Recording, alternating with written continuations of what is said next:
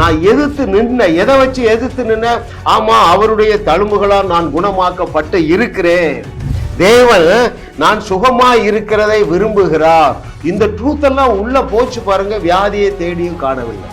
உபாகமம் 30:19 சொல்றாரு, எப்போ ஓ முன்னாலே எல்லாத்தையும் வச்சிருக்கேன். என்னத்தெல்லாம் வச்சிருக்கிறேன்? மரணத்தையும் வச்சிருக்கிறேன், ஜீவனையும் வச்சிருக்கிறேன். மரண வசனத்தையும் வச்சிருக்கிறேன், ஜீவ வசனத்தையும் வச்சிருக்கிறேன், நன்மையான வசனங்களை வச்சிருக்கிறேன், உனக்கு சாவை கொண்டு வருகிற வசனத்தை வச்சிருக்கிறேன். கண்டுபிடிக்க வேண்டியது ஓம்பு.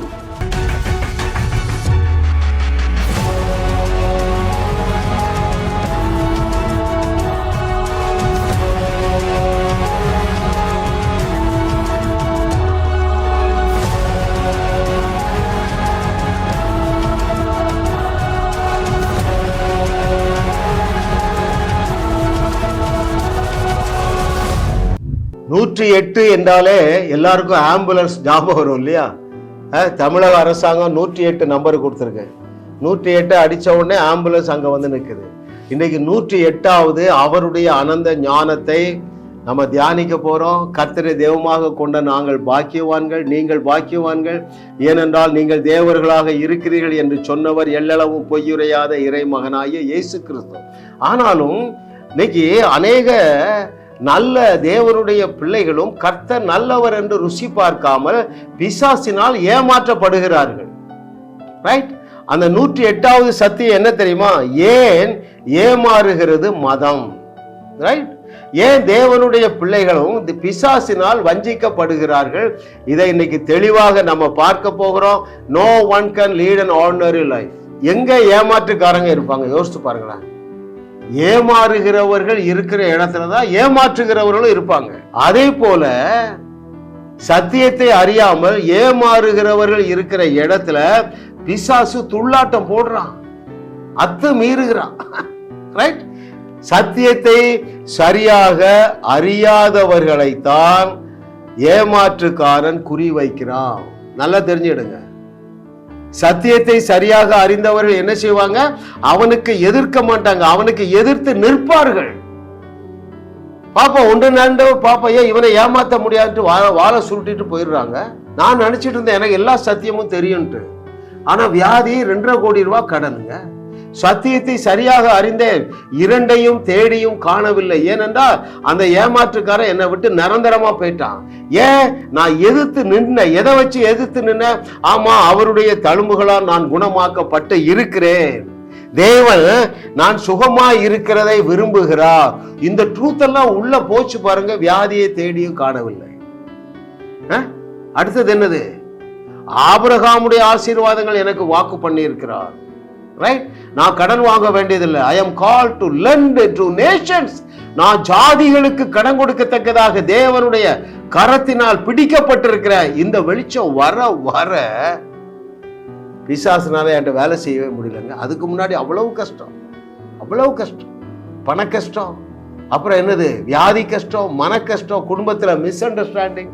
இப்பொழுது எதையும் தேடிய காணவில்லை. ஏனென்றால் வஞ்சனைக்கார என் பக்கத்துல வருவதே இல்லை. நான் சத்தியத்தை சரியாக அறிந்து கொண்டபடியினாலே, சத்தியத்தை சரியாக அறிந்தவர்கள் அல்லது எழுதி இருப்பவைகளை ஏற்றுக்கொள்ளுகிறவர்கள் பிசாசுக்கு இடம் கொடுக்க மாட்டாங்க. முக்கியமான ட்ரூத்துங்க. பிசாசு என்றால் என்ன? வியாதி ஒரு பிசாசு, தரித்திரம் ஒரு பிசாசு, குழந்தை குழப்பம், அதாவது ஆசீர்வாதங்களுக்கு விரோதமானது எல்லாமே பிசாசிடத்திலிருந்து வருது. சரிங்களா? நம்மை போல இயேசு கிறிஸ்து மனிதனாக இந்த பூமியில வாழ்ந்த பொழுது ஏமாற்றுக்காரன் அவரையே டெஸ்ட் பண்ண போறான். அவர் எப்படி ஜெயித்தார் என்று பார்க்க போகிறோம். உங்கள் கண்கள் பிரகாசம் அடைந்து விடும். ஹல்லேலூயா. Thank you Lord for your goodness. பாருங்க, இயேசு கிறிஸ்து பிசாசினால் 3 முறை சோதிக்கப்படுறார். அதுல ஒன்றை தான் நம்ம வாசிக்க போறோம். ரைட்? ஏமாறுகிறவர்கள், ஏமாறாதவர்கள்.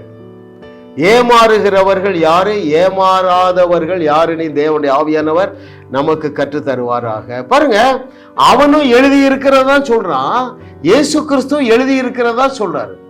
அதை நான் உங்களுக்கு வாசிக்கட்டுமா? பாருங்கள், அந்த மத்தேயு எழுதின சுவிசேஷம் 4வது அதிகாரம் 6 மற்றும் 7வது வசனங்கள்.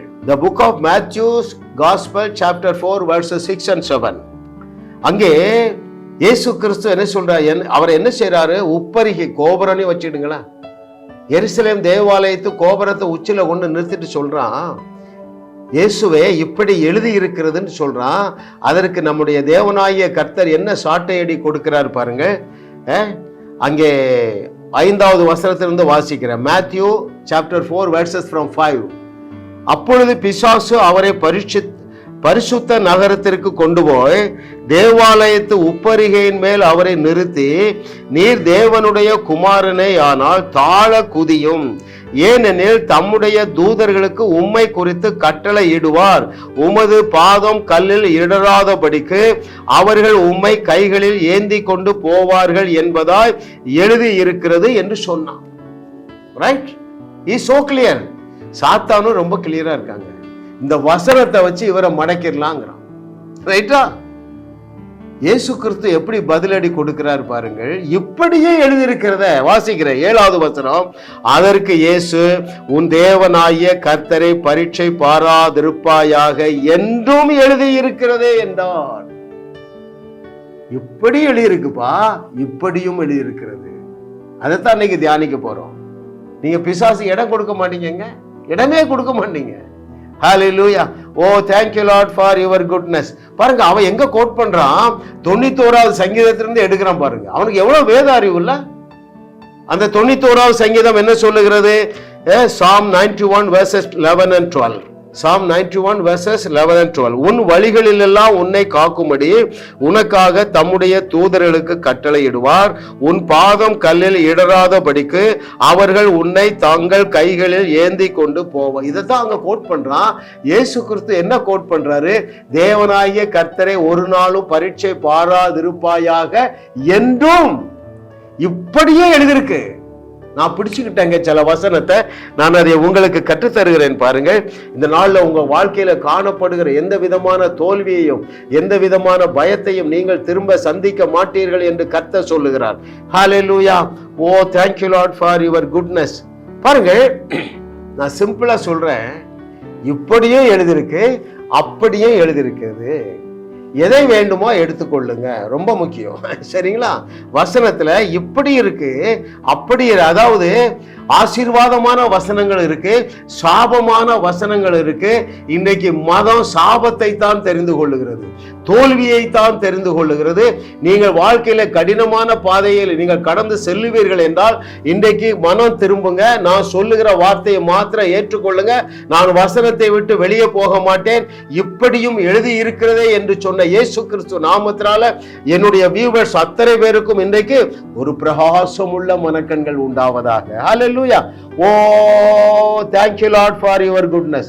பாருங்க, ஆபிரகாமை சோதித்தார் வசனம். ரைட்? யோபை சோதித்தார் வசனம். சரிதானே? இப்படி எழுதியிருக்கு. யாக்கோபு இப்படியும் எழுதுறான. பழைய ஏற்பாட்டில் என்ன இருக்கு? ஆபிரகாமை தேவன் சோதித்தார், யோபு தேவனால் சோதிக்கப்பட்டான், அப்படி எழுதியிருக்கு. அங்கே யாக்கோபு 1:13 இப்படியும் எழுதி இருக்கிறதே, சோதிக்கப்படுகிற எவனும் நான் தேவனால் சோதிக்கப்படுகிறேன் என்று சொல்லாதிருப்பானாக. தேவன் பொல்லாங்கினால் சோதிக்கிறவர் அல்ல, ஒருவரையும் அவர் சோதிக்கிறவரும் அல்ல என்றும் எழுதி இருக்கிறது என்கிற வார்த்தையை பிடிச்சங்க. ஜீவ வசனத்தை பிடிச்சிட்டேன். சோதனையே இல்லை, வேதனையே இல்லைங்க, மனதுல கஷ்டமே இல்லைங்க, இஷ்டப்பட்டு வாழ்றேங்க, ஜாலியா வாழ்றேங்க. அந்த வாழ்க்கைக்கு உங்களை அழைக்கிறேன். அது லகுவான வழி. இயேசுதானே சொன்னாரு. மதவாதிகள் நியாயப்பிரமாணம் கட்டளைகளை அந்த டெம்பிள்ல போதிக்கிறாங்க. இவர் சொல்ல, எப்பா அதை விட்டுட்டு வாங்கப்பா, என் வழி ரொம்ப ஈஸியான வழிங்கிற. It is by faith. விசுவாசித்தால் மட்டும் போதும், என் வழிகள் எல்லாம் லகுவான வழிகள். இவர் எதை சொல்றாரு பாருங்க, யாக்கோபு. அப்ப அவர் ஒருத்தரையும் சோதிக்கிறவர் அல்ல. ஹalleluya. உங்க பாஸ்டர் என்ன சொல்லி தரவங்க? ஏன் உங்க விசுவாசமாய கப்பல் அப்படி ஸ்டக்கப் ஆகி நிற்கு தெரியுமா? நீ தேவன் உன்னை பாதிப்பார் சோதிப்பார்ன்றா, நீ நம்பிட்டா போ. அடுத்த வசனத்துக்கு பார்ப்போம். பாருங்க, யோபுக்கு ஒரு வெளிப்பாடு யோபு புஸ்தகத்துல எழுதியிருக்கு. நான் நிர்வாணியாய் வந்தேன், நிர்வாணியாய் போகிறேன். ஏமாந்தது போதுங்க. யாக்கோபுட எத்தனை சேருங்க. யோபுட்ட சேராதீங்க. எத்த சொல்றாங்க, நான் வெறுங்கையா வந்தப்பா 2 பரிவாரங்களோடு போகிறேன். எது வேண்டுமானாலும் எடுத்துக்கொள்ளலாம். எனக்கு மிகவும் பிரியமான தேவர்களே, ஏனையா 2ஐயும் நமக்கு முன்னால வச்சாரு. உனக்கு 6 அறிவு கொடுத்திருக்கிறார்ல. 3ஆம் 4ஆம் தலைமுறை மட்டும் விசாரிக்கிறவராய் இருக்கிறேன். மரண வசனம் இருக்கு, கெட்ட வசனம் இருக்கு, தீமையான வசனம் இருக்கு. ஜீவ வசனம் என்னது? 1000 தலைமுறை மட்டும் இரக்கம் செய்கிறவராய் இருக்கிறேன்னு பிடிச்சிட்டாப்பா. என் மேல ரொம்ப இரக்கமா இருக்காருப்பா. எந்த அளவு இரக்கமா இருக்காரு தெரியுமா? நான் சில வேளைகளில் அவருக்கு கீழ்ப்படிய முடியலட்டாலும் எனக்கு குற்ற உணர்வே வர்றது இல்லைங்க. என் மனசாட்சி பெர்ஃபெக்டா இருக்குங்க. ஆகவே என்ன செய்யறது? அந்த விதமான பாவத்தை திரும்ப செய்யாமல் இருக்க முடிகிறது மனசாட்சி. ஹல்லேலூயா. கர்த்தரை தெய்வமாக கொண்ட நீங்கள் பாக்கியவான்கள், ஏனென்றால் உங்களிலே குறைவு ஒன்றும் இல்லை. பாருங்க, அடுத்து யோபு புஸ்தகத்தில் எழுதியிருக்கு, மனுஷர்கள் பாவியும் தூசிகளும் எழுதியிருக்கு. இன்னைக்கு சபை அதை பிடிச்சிட்டு, நான் பாவிதான் ஐயா வச்சுக்க, பாவம் செஞ்சுட்டே இரு, புழுவாவே இரு. இன்னொன்னு யாரு? தெள்ளு பூச்சி. பாட்டெல்லாம் எழுதிட்டாங்க, தெள்ளு பூச்சி. அப்படிதான் வாழுவாங்க. இயேசு சொன்ன வார்த்தை எடுப்பா. தேவ வசனத்தினால் நீங்கள் பிறந்திருக்கிறதுனால தேவ வசனத்தை பெற்றுக்கொண்டவர்கள் தேவர்கள், அப்பழுக்கற்றவர்கள். நான் அதை பிடிச்சிட்டாங்க. தேவனை போல பயங்கரமான அற்புதங்களை செய்ய முடியுது. ஹல்லேலூயா. ஏன் ஏமாறுகிறது மதம்? தவறான வசனத்தை போதிக்கிறார்கள். அதை நீ கேட்டு கேட்டு கேடுகட்ட வாழ்க்கை வாழுகிறா. மனம் திரும்புவதும் மனம் திரும்பாததும் உன்னுடைய இஷ்டம். ஆண்டவர் கையை பிடிச்சு இழுக்க மாட்டாரு. மரண மரத்தின் கனியை பறிக்க போறா ஏவா, அவ கையை பிடிச்சு இழுத்திருக்கலாம், ஒரு குரலாவது கொடுத்திருக்கலாம். ஏவா பள்ளத்துல போற, அவர் சொல்ல மாட்டாரு. Choice is yours. உபாகமம் 30:19 சொல்றாரு, எப்போ ஓ முன்னாலே எல்லாத்தையும் வச்சுட்டேன். என்னத்தெல்லாம் வச்சிருக்கிற? மரணத்தையும் வச்சிருக்கிற, ஜீவனையும் வச்சிருக்கிற. மரண வசனத்தையும் வச்சிருக்கிற, ஜீவ வசனத்தையும் வச்சிருக்கிற, நன்மையான வசனங்களை வச்சிருக்கிற, உனக்கு சாவை கொண்டு வருகிற வசனத்தை வச்சிருக்கிற. கண்டுபிடிக்க வேண்டியது ஓம் பொறுப்பு. ஹல்லேலூயா. ஓ பாருங்க, பழைய ஏற்பாட்டில் சொல்லி இருக்கிறாரு, என் நாமம் தரிக்கப்பட்ட ஜனங்கள் என்ன செய்யணும்? உபவாசம் பண்ணி அழுது புரண்டு ஜெபம் பண்ணணும். புதிய ஏற்பாட்டை சொல்லிட்டாரு, மார்க் 11:23. நீ அழுது புரண்டெல்லாம் கெஞ்செல்லாம் வேண்டாம், ஒரு வார்த்தை சொல்லு, மலை போல இருக்கிற உன் கேன்சர் போயிருங்கிறாருப்பா. எது வேணுமா எடுத்துக்க. எப்பவுமே நெகட்டிவ் வசனங்கள் தான் சபை எடுத்திருக்குங்க. இதனால என் வாழ்க்கை 65 வருஷம் பாலா போயிட்டுங்க. அப்ப நான் அந்த சத்தியத்தை நான் சொல்லி கொடுத்து உங்களை காப்பாற்ற வேண்டிய பொறுப்பு எனக்கு இல்லையா? ஆமா, ரைட். நான் திரும்ப சொல்லட்டுமா? என் நாமம் தரிக்கப்பட்டவர்கள் பட்டினி கிடந்து புரண்டு அழுது நீங்க உபவாசம் பண்ணி ஜெபம் பண்ணுங்கன்னு இருக்கு. இங்க என்ன சொல்றாரு இயேசு கிறிஸ்து? 11:23 மலை போல இருக்கிற உன் பிரச்சனைய பார்த்து பேசு. நீ ஒரு பாவத்துல இருக்காரு வச்சுக்க, இச்சையான எண்ணம் வருதுன்னு என்ன செய்யணும்? பேசு. காலை போ சாத்தாரு, இந்த இச்சையை கொண்டு வர்ற பிசாச நான் உனக்கு எதிர்த்து நிற்கிறேன், போ வெளியே. அப்படியும் ஜெபம் பண்ணலாம். அழுது புரண்டு ஜெபம் பண்ணிட்டு பாவத்தோடு வாழ்ந்து முடிக்கலாம். எது வேணுமோ நீ எடுத்துக்க, எது வேண்டுமோ எடுத்துக்க. ஹல்லேலூயா. ஓ thank you Lord for your goodness. உங்களால் ஒன்றும் கூடாது, மரண வசனம். உங்களால் கூடாத காரியம் ஒன்றுமிராது, ஜீவ வசனம். எது வேணுமோ எடுத்துக்க. என்னால கூடாத காரியம் ஒன்றுமிராது என்கிற வார்த்தை எனக்கு மாம்சம் ஆயிட்டதுனால நான் இஷ்டத்துக்கு அட்டெம்ப்ட் பண்றேங்க. அது கஷ்டம் இல்லாம அற்புதம் நடக்குதுங்க. ஒரு பிள்ளை ஜெபம் பண்றா. எப்போ? கோவிட் டைம்ல. அவங்க அப்பா ஹாஸ்பிட்டல் இருக்காங்க. எந்த ஹாஸ்பிட்டல்? தாகூர் ஹாஸ்பிட்டல், தாம்பரம் பக்கத்தில் இருக்குன்னு நினைக்கிறேன். அங்க எங்க அம்மா சிக்காகி கொரோனாவில் படுத்திருக்காங்க. எங்க அப்பா ஹாஸ்பிட்டல் அட்மிட்டடு. சரிம்மா, தண்ணி எடுமா. எங்க அப்பாவை பார்க்க போவியா? போக மாட்டா. அம்மா அங்கதானே இருக்காங்க, தண்ணி எடு. பாருங்க, ஆண்டவர் ஐடியா கொடுக்காரு பாருங்க.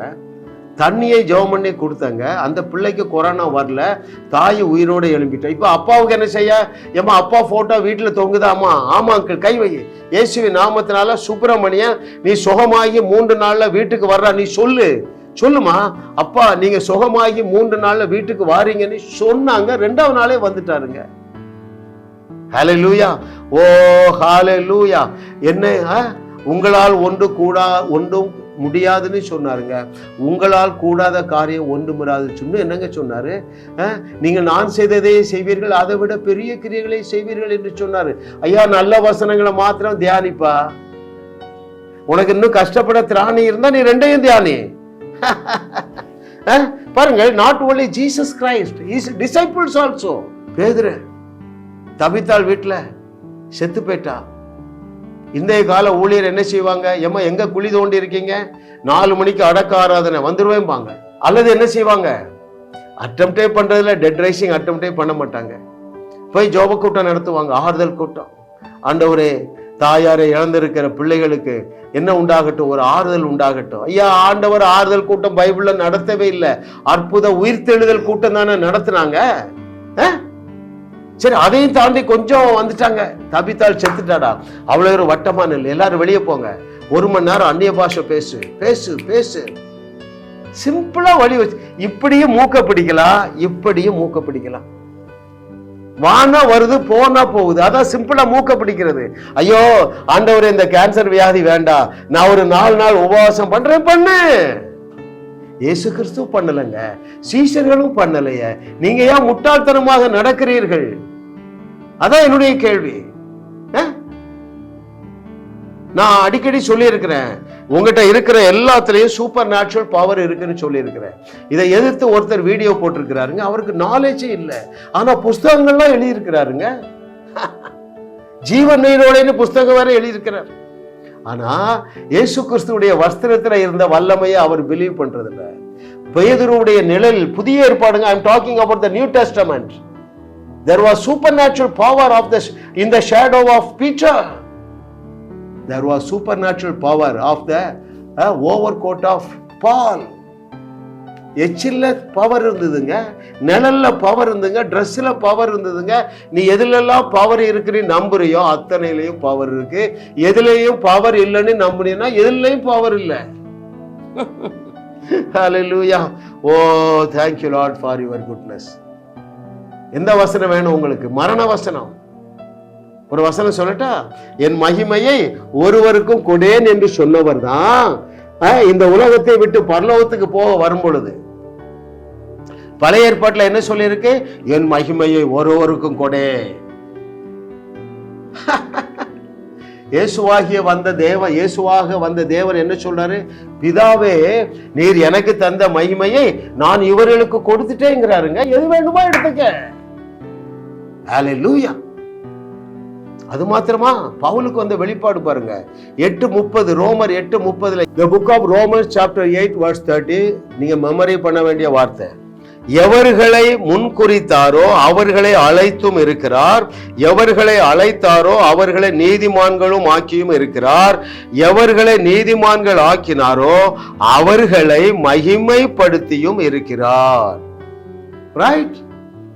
You are glorified. Hallelujah. இதை புரிஞ்சா பாருங்க யாரு? பவுல். ஆகையினால் தான் தேவன் அவனை பயன்படுத்த முடிஞ்சது. என்னை மகிமைப்படுத்தி வைத்திருக்கிறார், எனக்கு நிறைய வெளிப்பாடு தருவாரு. நான் வேத புஸ்தகம் எழுத போறேன், நான் எருசலேம் துவைக்கு இல்லிரிக்க வரைக்கும் சபைகள் நாட்ட போறேன். இந்த வெளிப்பாடுகளும் இந்த திட்டங்களும் எதனால வெளிப்படுத்தப்பட்டது என்றால் அவன் அறிஞ்சிருந்தான், தேவனுடைய மகிமையை நான் பெற்று இருக்கிறேன். He has glorified. Every child of God is glorified. மரண வசனம் இருக்கு, என் மகிமையை ஒருத்தருக்கும் கொடுக்க மாட்டேன். ரைட்? ஹல்லேலூயா. ஐயா இந்த சத்தியத்தெல்லாம் அறிஞ்ச பாருங்க, அற்புதம் செய்யாத நாளே இல்லைங்க. ரைட்? ஹல்லேலூயா. ஓ கடைசியா பாருங்களேன், சபை எதை நம்புது? 70 அல்லது 80 வருஷம். அதையும் வேதத்துல தான் வாசிக்கிறோம். மனுஷன் 120 வருஷம் வாழ்வான் என்பதையும் வேதத்துல தான் வாசிக்கிறோம். மனுஷனுக்கு தேவ பிள்ளைக்கு மரணமே கிடையாது என்பதையும் வேதத்துல தான் வாசிக்கிறோம். எதை வேணாலும் எடுத்துக்கலாம். நான் இந்த கூட்டத்தோட சேர்ந்து 120 இயர்ஸுக்கு மேல என்னால விசுவாசிக்க முடியல. அதனால ஆதியாகமம் 6:3 எடுத்துட்டேன். எது வேணாலும் எடுத்துக்கலாம், எல்லாம் இதுல இருக்கு, எல்லாமே இதுல இருக்கு. மிகப்பெரிய மேலான ஆசீர்வாதங்களும் இருக்கின்றன, சாபமான வசனங்களும் இருக்கின்றன. சாதாரண வசனங்கள் இருக்கின்றன. நான் டாப்ல தான் இருப்பேன்னு முடிவு பண்ணிட்டேங்க. ஏன்? 28:1 அவருடைய இருதயத்தை சொல்லிட்டாரு. பூமியில் உள்ள சகல ஜாதிகளை விட நான் உங்களை மேன்மையாக வைப்பதுதான் எனக்கு விருப்பம்ட்டாருங்க. பூமியில யாரு என் கிட்ட வர முடியாதுங்க. எலான் மஸ்கும் வர முடியாதுங்க. அதானி அம்பானியும் வர முடியாதுங்க. கர்த்தரை தெய்வமாக கொண்ட நான் பாக்கியவான். ஏன் தெரியுமா? நான் மனுஷனே கிடையாதுங்க. Yes, I am not a man according to the word of Jesus Christ.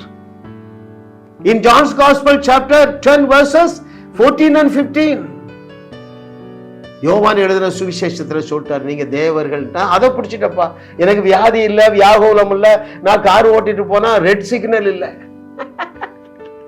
Prime minister போனாலே என்ன செய்தாது? ரெட் சிக்னல் இருக்காது. நான் தேவனாக போகிறேன், எனக்கு என்ன யாரும் ஸ்டாப் பண்ண முடியுமா? ஹல்லேலூயா. பவுல் அடிக்கிறான் பாருங்க, நான் தாராளமா பேசுறேன்ப்பா, நான் தாராளமா தான் பேசுவேன். ஏன்? நான் கிருபையின் கீழே இருக்கிறேன். பாவம் என்னை மேற்கொள்ளாது, நான் தான் பாவத்தை மேற்கொள்ளுவேன். ஒரு ரகசியத்தை சொல்லி முடிக்கிறேன் பாருங்க. It is his sovereign wisdom. இந்த 500 செய்திகளுக்கும் ஒரு தலைப்பு என்ன? ஹிஸ் சாவரின் விஸ்டம், அவருடைய அனந்த ஞானம். அவருடைய அனந்த ஞானம் என்ன தெரியுமா? உன் மேல என் மேலையும் உசிரைய வச்சிருக்காருப்பா. இவன் என் கூட வர முடியாதபடி என்னெல்லாம் தடையா இருக்குன்னு பார்த்தாரு. நியாயப்பிரமாணம், கட்டளைகள் தூக்கி தூரப்போடு. ஒரு இன்ட்ரெஸ்டிங்கான நியூஸ் சொல்றேன். நீ கீழ்ப்படிவதற்கு இப்போ ஒரு சட்டமும் கிடையாதுப்பா. ஏன்? உன் மேல அன்பு. நீ ஏதாவது ஒரு சட்டத்தை கொடுத்து இவன் கீழ்ப்படியாம போயிட்டானா நான் இவனை இழந்துருவேன. I'm not for that. இவனே என்னுடைய ஃபேமிலியில அங்கத்தினர் ஆகுவதற்கு என்னுடைய ஒரே பேரான குமாரனையே நான் பலியிட்டு இருக்கேன். அவருக்கு முன்பதாக நியாயப்பிரமாணம் நிர்மூலமாகட்டும் என்ன செஞ்சிட்டார்? தகர்த்து கொண்டு ஒழிச்சிட்டார். That is his sovereign wisdom. அப்படி என்றால் என்ன பொருள் பாருங்க. அங்கே எபேசியர் 2வது அதிகாரம் 14, 15, 16 நம்ம அடிக்கடி தியானிச்சிருக்கோம் பாருங்க. உங்களுக்கும் தேவனுக்கும் இடையில ஒண்ணுமே இருக்கக்கூடாது. அவர்கிட்ட ஈஸியா அக்சசிபிள், ஈஸியா வரணும், பயமே படக்கூடாது. அனந்த ஞானம் என்ன செஞ்சிட்டாரு? வாசிங்க. எபேசியர் 2, 14, 15 பண்ணாரு. உங்களுக்கும் தேவனுக்கும் பகையாக இருந்து நடுச்சுவராக இருந்த நியாய பிரமாண கட்டளைகளை தகர்த்து கொண்டு குழி தோண்டி புதைச்சிட்டாருங்க. ஏன்? எப்போ என் பிள்ளைகளை நான் இழக்க ரெடியா இல்ல, ரைட்? அதனாலதான் பவுல் எழுதுறாரு, நியாய பிரமாணத்தை மீறுவதுதான் பாவம். இப்ப நியாய பிரமாணமே கிடையாது. ஆனாலும் நான் முன்பை விட என் தேவனுக்கு அதிகமாக கீழ்ப்படிய முடியுது. ஏன்பா? எனக்கு வேற எண்ணமே வர்றது இல்லப்பா. அப்பாவுடைய அன்பு தான் நினைக்கிறேன், அப்பாவுடைய வார்த்தையை தான் தியானிக்கிறேன். பாவம் செய்வதற்கு என் நேரம் இல்லைங்க. அந்த அளவு அவருடைய பிரசன்னத்தினால் நான் நிரப்பப்பட்டு இருக்கிறேன் என்கிற நாலேஜ் வந்ததுனால, hallelujah. It is not out of my obedience, என்னுடைய கீழ்ப்படிதல்னால் அல்லங்க. அவரு சிலுவையில கீழ்ப்படிஞ்சாரு பாருங்க. அதை நான் விசுவாசிச்சதுனால நான் நீதிமான் ஆகிவிட்டேன். அதை நான் விசுவாசித்ததுனால பரிசுத்தமாகிவிட்டேன். அதை நான் விசுவாசித்ததுனால என்னுடைய ஆவி மனுஷன்ல பரிபூர்ணமாக்கப்பட்டு இருக்கிறேன். என் தகப்பன் என்னை குறித்து சந்தோஷமா இருக்கிறாரு, நானும் என்னை குறித்து சந்தோஷமா இருக்கிறேன். உங்க முன்னால நின்று வார்த்தையை எடுத்து கொடுக்கிறேன். அவருக்கே மகிமை உண்டாவதாக. இன்றைய தலைப்பு என்ன? ஏன் ஏமாறுகிறது மதம்? புரிஞ்சிட்டீங்களா? மைனஸ் வசனத்தை தான் எடுத்து தியானிப்பாங்க. நான் பாவி, நான் புழு, நான் பாவிகளிலே பிரதான பாவி. எடுத்துக்க, பாவத்துலதான் மூழ்கிட்டு இருப்பா. நான் பரிசுத்தவான். எதனால? என்னுடைய கீழ்ப்படிதல்னால அல்ல, அவர் எனக்குள்ள வாசம் பண்ணுகிறார். எப்படி? பரிசுத்தமாக வாசம் பண்ணுகிறார். I am sanctified. Hebrew 10:10. I am perfectly perfected. Hebrew 10:14. I am God's righteousness. Romans 8:30. வாசிங்க, குதூகலப்படுங்க, கொண்டாடுங்க. நான் ஏமாறுறதே இல்லைங்க. கிருபைங்க, கிருபை எனக்கு நல்லா தெரியுது. கிருபை எனக்கு வியாதி வராதுங்க, வியாகுலம் வராதுங்க, விரக்தி வராதுங்க, விபத்து வராதுங்க. ஏன்? கிருபைக்கு அளவில்லையே, தேவ கிருபைக்கு எல்லை. நான் அடிக்கடி சொல்லிட்டு இருந்தாதான் எனக்கு ஆக்சிடென்ட் வராதுங்க. கிருபைக்கு அளவில்லையே, தேவ கிருபைக்கு எல்லை எவ்வளவுன்னு இமேஜின் பண்ணலாம். ஐக்கிய நாட்டு சபையின் பிரசிடென்ட் ஆகுவதையும் நீ இமேஜின் பண்ணலாம். கர்த்தரை தெய்வமாக கொண்ட நீங்கள் பாக்கியவான்கள். பவுலை போல அவன் சொல்றான் பாருங்க, என்னை பலப்படுத்துகிற கிறிஸ்துவினால எல்லாவற்றையும் செய்ய எனக்கு பலன் உண்டு, இந்த உலகத்தை உலுக்குவதற்கு எனக்கு பலன் உண்டு. அவன் விசுவாசிச்சாங்க. ஏன்? அவன் நல்வார்த்தைகள் எல்லாம் எடுத்துட்டான். அவன் தான் சொல்றான், யார் என்னை நீதிமானாக்கி விட்டார், என்னை பரிபூர்ணமாக்கி விட்டார், என்னை என்ன செஞ்சிட்டாரு? மகிமைப்படுத்தி இருக்கிறார்.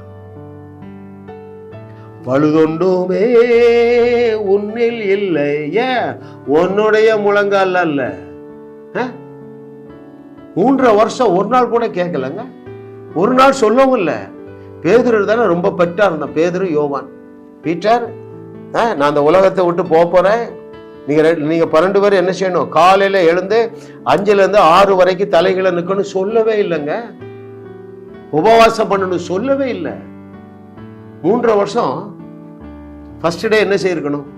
ஜெபிப்பது எப்படி, அப்படித்தானே சொல்லி கொடுத்துருக்கணும். உபவாசம் பண்ணுவது எப்படி, பரிசுத்தமாய் இதாங்க நீங்க பைபிள் காலேஜில் சொல்லி கொடுக்கீங்க.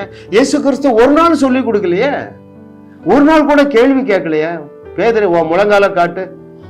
குழந்தை போல இருக்கு, நீ ஒழுங்கா முழங்கால் போடல, 1 மாசம் கழிச்சு பார்ப்பேன், நீ முழங்கால் போட்டு உன் முழங்கால் தோலெல்லாம் சுருங்கி போயிடல, உன்னை டிஸ்மிஸ் பண்ணிடுவோம். அப்படி கேட்கவே இல்லையேங்க. ஹல்லேலூயா. அதான் அந்த புக்கெல்லாம் எழுதுனவர் பாருங்க, ரொம்ப இன்ட்ரெஸ்டிங்கா ஒண்ணு எழுதுறாரு. ஜெபம் செய்ய சிறந்த வழி, பெஸ்ட் புக்குங்க.